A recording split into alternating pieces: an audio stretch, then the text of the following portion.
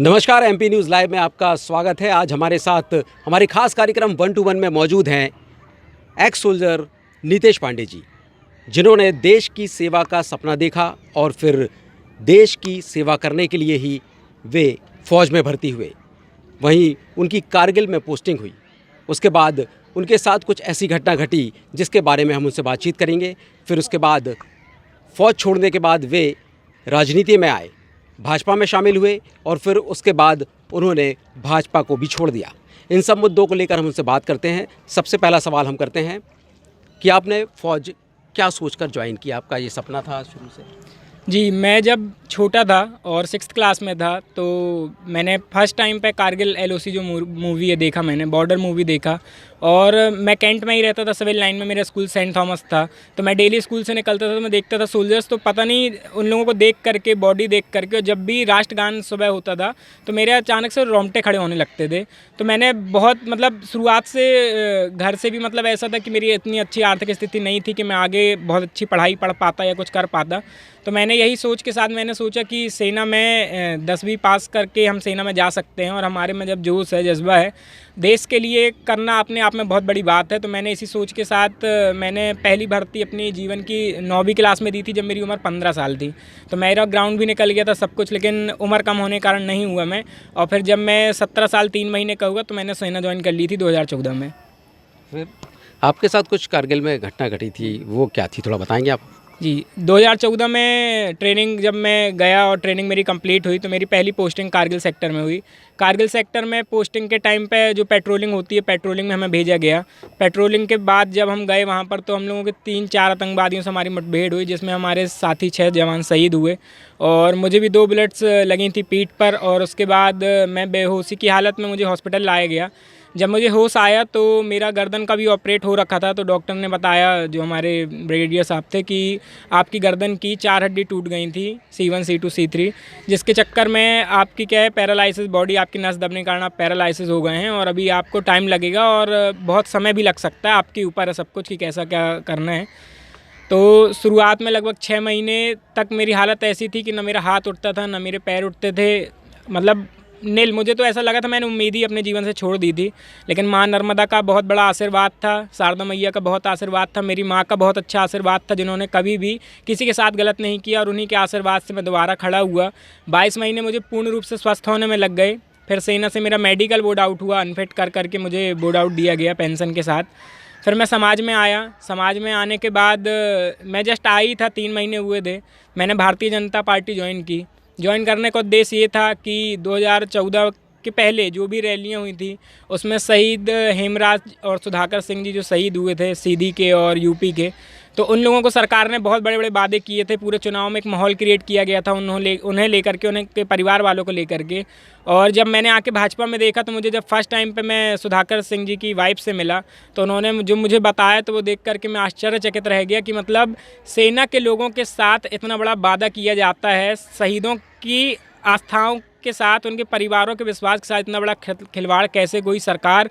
लेकिन राजनीति ऐसी चीज़ है कि राजनीति सब चौपट करते जा रही है, बर्बाद करते जा रही है। युवाओं को बिगाड़ने का श्रेय 100% सरकारों का है। सिर्फ 2 चीज़ों से मैं सत्य कर दूंगा और जनता समझेगी मेरी बात कि ये सही है। पहला कथन तो मेरा ये है कि कोविड के दौर ने हमें बहुत कुछ सिखाया।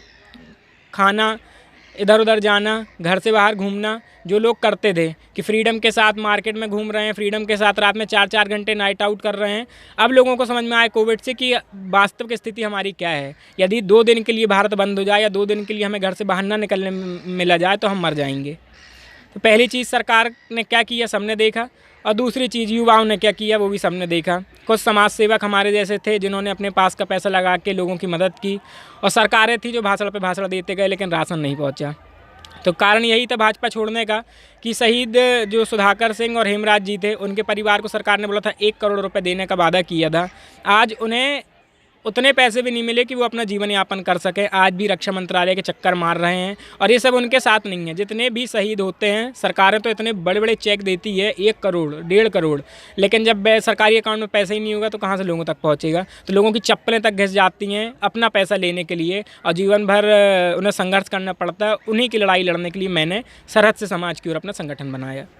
आपने बोला कि अभी युवा जो हैं वो राजनीति में आकर गुमराह हो रहे हैं, एक ऐसा समझ लें, ऐसी बात है। जी। तो युवाओं को क्या करना चाहिए आपके हिसाब से? क्योंकि कई युवा तो राजनीति से ही क्षेत्र में पहुँचे और अब समाज सेवा भी कर रहे हैं और कई अच्छे भी काम कर रहे हैं। तो राजनीति युवाओं के लिए बिल्कुल गलत है, ऐसा कैसे कह सकते हैं?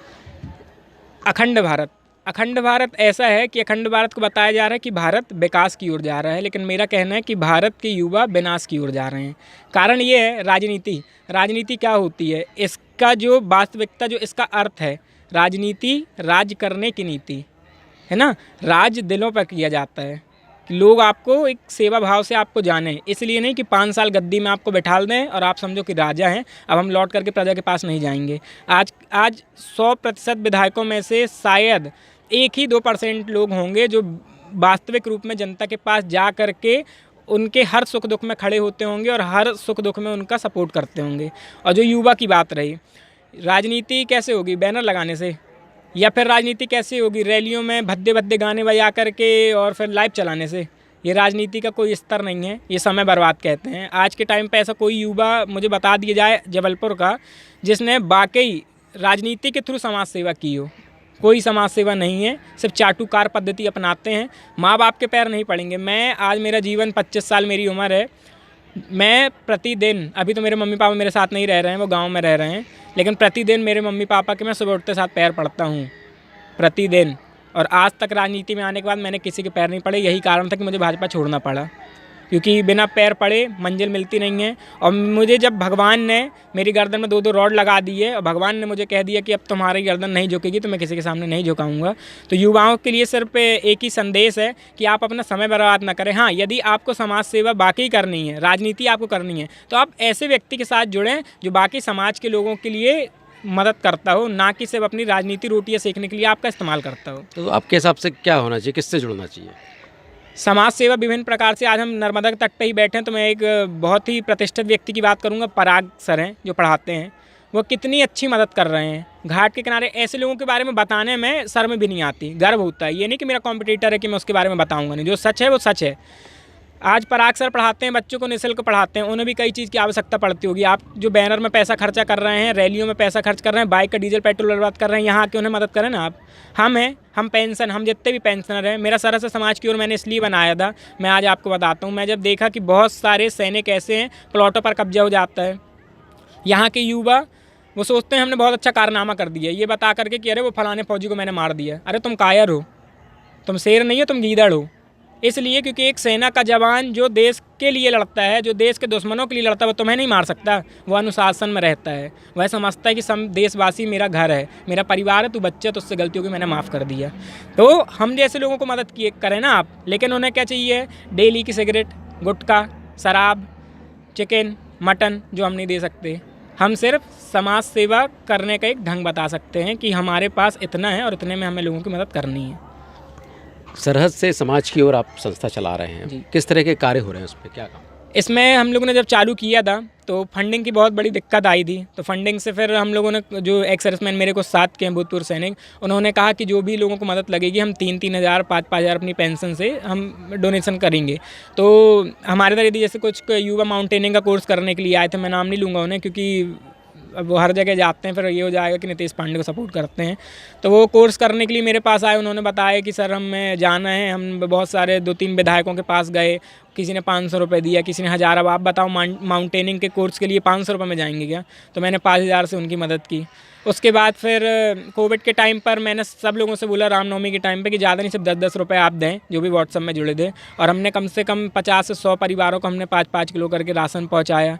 उसके बाद कोई भी सेना का जो जवान जब रिटायर्ड होकर आता है तो स्वाभाविक सी बात है, मैं 25 साल में आया, वो मेरी बदकिस्मती कह लो या फिर भगवान चाह रहा था कि समाज में आकर के सेवा कर, खुशनसीबी समझ लो, जो लोगों को लगे। लेकिन जब मैं आया तो मैंने देखा कि जब एक 25 साल या 30 साल सेना में आदमी दे करके आता है तो वो पूरा माहौल उसका सेना वाला हो जाता है। फिर वो समाज में आके अच्छे से घुल मिल नहीं पाता है। तो कंसल्टेंट करने का काम, उन्हें समझाने का काम मैंने चालू किया कि आप ये करें, इस फील्ड में जाएं, आपके लिए ये नौकरी अच्छी है।